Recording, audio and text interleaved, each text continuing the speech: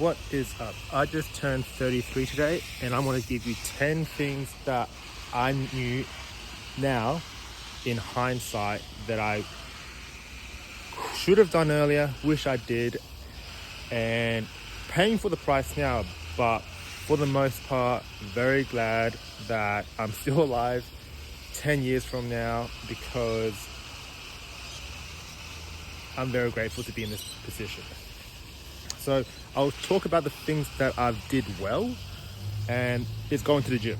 I just came from the gym and I feel like I'm light years ahead of everybody else who started late or who did not consider how important health is. Health is essentially wealth, and I started at 18, and I'm so glad that my friend got me into gymming, because if it wasn't for him, I probably wouldn't be as fit as I am today. Other things that I am grateful for is healthy eating. I love cooking, and this has led me to this beautiful garden here.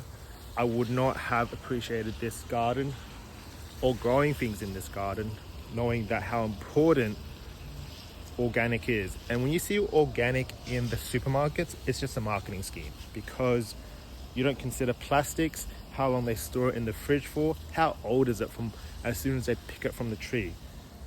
Because I'm pretty sure the nutrients is lost significantly after the first 24 hours once they pick it from the tree. So let's get on to the things that I should have done at 23. I should have considered sleep way more importantly, but as a 23-year-old, this is a hard thing to fix, especially if anyone's 23 out there right now. You want to sleep in, you want to stay up late to play games, to talk to that girl, to just grind because you think you're a night owl. But in all honesty, you're just destroying your sleep spindles. And if you don't know what sleep spindles are, they are things in the brain that make you fall asleep. Don't believe me? Read the book by Matthew Walker, Why We Sleep. That will change the game in terms of why being an early bird and getting 8 hours is so important, and that's probably the most important drug that you should be considering, if it was a drug, to optimize your health, your memory, your longevity. It's just a superpower that not a lot of people are considering, especially young people. So that's one very important thing that I should have done earlier. The other thing is I should have invested earlier into the S&P 500 or a Vanguard account. I never knew how powerful compounding interest is, and I just started a Vanguard account, putting $100 a week starting last month. If I knew how big compound was in 10 years before, I'm going to check this out on Grok just to make me feel even worse. $100 for 10 years since I was 23. I wonder how much money I would have had today. I'll get back to you on that on the next video. Another video idea for the next one in hindsight. So these are things that I'm going to learn and teach myself so I don't make the same mistake when I turn 43. And that number is scaring me, and it should scare everyone that is turning 33 now, is turning 33 in 10 years, or turning 43 in 10 years time. Who even knows if the world's going to be here in 10 years time? Number three is I should have built a personal brand way earlier, and I should have considered social media as something more of a monetization scheme for people to get out of the 9 to 5, because the way AI is shaping the world right now, it is destroying a lot of normal type of jobs, and it is automating a lot of type of jobs. So the thing that would leverage that is just standing out, having a voice, and just building a community. And an online community would be a good start, but if we just wind it back, it's more about just talking in front of a camera. I could not have done this at 23 or even 25 because I was shy as hell, but I knew I could have overcame this after doing this 100 times, because right now I'm getting better. I'm not the best, but it's all just repping it out. And just, if I did a personal brand at 23, knowing just the compound effects of getting good at just making videos, who would know what this channel would look like if I started this 10 years ago? One, I would have been way better at marketing. A good example is Chonny. He's an Australian comedian from Melbourne. He's just killing it. He's like, I would say he's funny. He's really funny. Now he's doing food blogs, and he's just pretty much retired. And he's like, his channel is food blogging with his girlfriend, who is now his wife. I mean, he's made it. And honestly, I think he's made it, because I honestly don't know if he's had a proper full-time job, but I feel like that's pretty good for a living.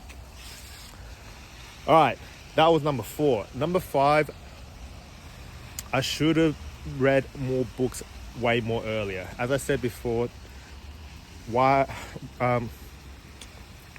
book by Matthew Walker, Why We Sleep, it changed me. Like, it's 7 a.m. in the morning, I'm watering my garden, and I feel like I get way more energy in the morning, and I can think more clearly in the morning. I can't really think that well after 5 o'clock. I feel like I'm shutting down, so I'm not really optimizing thinking after 5 o'clock. So reading more books earlier, because there's a lot of crap books out there, but you don't really know. You go based on recommendations like podcasts and friends. But yeah, I've read like so many books, and the only book that stands out is Why We Sleep by Matthew Walker. If you guys don't know what that is, I suggest you read it. If not, just watch the Joe Rogan podcast with Matthew Walker in it, and that will definitely change you if you need that superhuman strength. All right, so that was number 5. Number 6, I should have got into real estate way more earlier. I mean, no one would have predicted a lockdown, a pandemic, inflation going. I guess you could have predicted inflation, but I knew nothing about money or investing or in real estate. And if I knew what I knew now, real estate in where I'm living in Adelaide, South Australia, pretty cheap. And with how the economy is going, the real estate economy, it's just booming. And for those that are still young, I don't know if this is going to be good advice, because $1 million with a 20% deposit, that's a 200k deposit. I mean, that's pretty hard to do. I mean, I don't really have the answer to that. If I was 23 right now, I guess I'd go all in on personal branding, try to leverage that, understand marketing, and then get into like hard assets. But damn, I missed the boat. That's the same thing with investing with Bitcoin. I missed the boat on Bitcoin, which goes back down to my 6th thing that I should have knew, but I didn't know. I feel like this is going to be a hard one, especially for those that are watching, is partying. Partying was so good in my 20s. So good that I did it. I feel like I was 3 to 4 years doing it for too long, because it was just that good. And the thing that I took out of partying was communication, community, understanding oneself, going deep into understanding what I was doing, like why I was doing what I was doing. And I feel like a good solid fight made strong friendships. If I didn't party, I feel like I would have been more of a loner, more of an introvert, just more poor with my communication skills. So I feel like, in a sense, for me, not advice to anyone, but personally for me, it needed to be done. It needed to be done faster, because I feel like I could have saved so much more money. I could have saved so much more time, and I could have, if I knew, I guess no one knew, if the pandemic came, like remote work would have been a big thing. I was talking, like, here's number 7. I feel like I've lost count, but here's number 7. I was talking to my friend yesterday when I was helping him move some furniture around, and we're just thinking in hindsight, if we look back into our year 12 days when we graduated high school, we got like really good TER scores. It's called ATAR now, but we were thinking, like, was university a good idea? And in a sense, yeah, it got us to dance, which is where we're at right now, but we could have taken more risks. So if this is number 7, take more risks, because at 30 you can take more risks if you're single. But if you're single, you're taking risks to go on dates to find like the most compatible person, and that's generally what a lot of people are doing. They're trying to find a companion. But apart from that, taking more risks with business, because in a sense, that's like getting into a marriage. Not that I've been into a marriage, but a lot of commitment, a lot of time, a lot of effort to build an asset to make something work for you. To taking more risks, we should consider getting paid more. And again, that being said, I probably would not have considered health a bit more seriously. I would have wrecked my body with something laborious, but I would have had potentially more money to invest in, and that probably meant I would have partied a little bit more. But who knows? Like, being around the right people is really, really important. Number 8, cherish your friendships, because there's 2 things that stood out to me, realizing how much more harder it is to make friends pretty much after 23 years old, because I feel like I made less friends after 23, because I got this from Mel Robbins. It's all about vicinity, environment, timeline, and there was another thing, like goals, I think it was. And essentially, when you're in high school, and that's pretty much where you make a bunch of your friends, because you're in the same timeline, as in you're in the same year level, you're doing the same thing. You know what, like, I guess some people are in relationships, but essentially you guys are doing everything together. So you're in a group versus being isolated. After 20, everyone does their own thing. They either go to uni, get a TAFE, get a trade, bum around. You start to lose that timeline, and everyone's on their separate ways. People have kids early. It's way more harder. An environment, you go to university, you stay at home, and it's harder to maintain that friendship. So make heaps of friends in high school, because you never know the next time you have to call them up.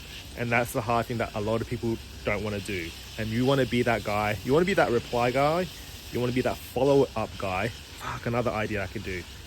To just catch up with people that might just want to chat, because I bet you, it's not just me, it's not just you, but everyone is getting lonely these days. And if you can figure out that problem, that's $1 million business idea. Because with AI and even the internet, it is doing almost everything that a human can do, and that is we are losing the human connection ASAP. All right, number 9, I should have been talking to way more girls earlier. I feel like understanding women dynamics now, even before, is going to be so much more important to understand intention, what they really want in life, how to actually have fun, and I guess how emotional to get, because for us, we can get emotional as guys, but for women, it's another beast, especially dating women. I'm not saying that I'm the best and I have no expertise in this field, but just based on personal experience, I feel like I would have moved way more fast in life if I just talked to more people, especially women. I could easily talk to guys, but that's just 50% of the demographic in the world. And last but not least, number 10, be more caring as a person. I should have been way more caring to my parents, to my brother, to my sister, to my dad, because they're the ones that believed in me.